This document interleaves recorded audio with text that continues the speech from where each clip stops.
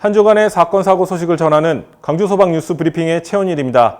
먼저 한 주간 발생한 사건 사고 통계입니다. 지난주 광주 지역에서 발생한 화재는 총 12건으로 4,700만 원의 재산 피해가 발생했으며 인명피해는 없었습니다. 324건의 구조 현장에서는 76명을 인명구조했고 1,368건의 구급 현장에서는 274명을 응급처치 후 병원으로 이송했습니다. 지난 6월 19일 발생된 소형 전기차 화재입니다. 차량 운전자는 신호대기를 받고 차량을 정차한 상태였으며 차량 후미에서 연기가 발생돼 자력으로 탈출했습니다. 이 사고로 소방대원 30여 명과 장비 10여 대가 투입돼 10분 만에 화재를 진화했습니다. 이 같은 전기차 화재는 가파른 전기차 보급 확산 속도에 따라 해마다 늘 것으로 예상됩니다. 실제 지난 2020년 기준 광주광역시 전기차 등록 대수는 2만 대가 넘었으며 지난 5년간 광주광역시 전기차 화재는 매년 한 번꼴로 발생했습니다. 이에 따라 광주소방안전본부는 관서별 질식소와 덮개, 열화상 카메라, 내전복 세트 등 전기차 화재 진압 장비를 고루 보유하고 있으며 전기차 화재에 대비할 수 있도록 대응 능력 확보에 힘쓰고 있습니다.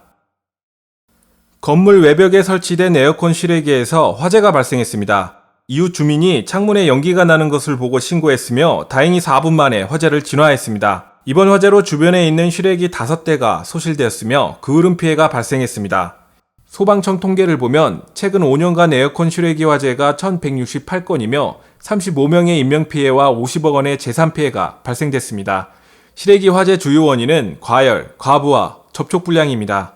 그럼 실외기 화재 예방이 무엇이 있는지 알아보겠습니다.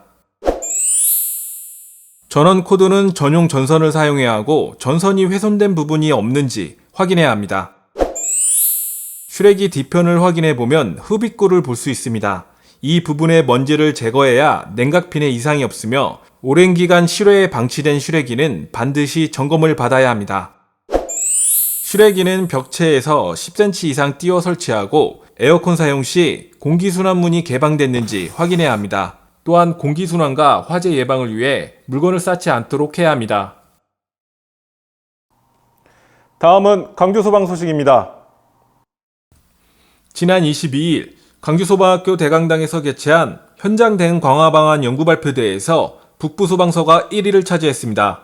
광주 지역 5개의 소방서가 참여한 가운데 공장과 음식점에 설치되어 있는 덕트의 화재 특성과 초기 화재 진압 방안에 대한 주제로 진행됐습니다. 북부소방서는 오는 7월 전국 19개의 소방본부가 참석하는 중앙연구대회에서 광주광역시 대표로 참여하게 됩니다. 이상으로 광주소방뉴스 브리핑을 마치겠습니다. 감사합니다.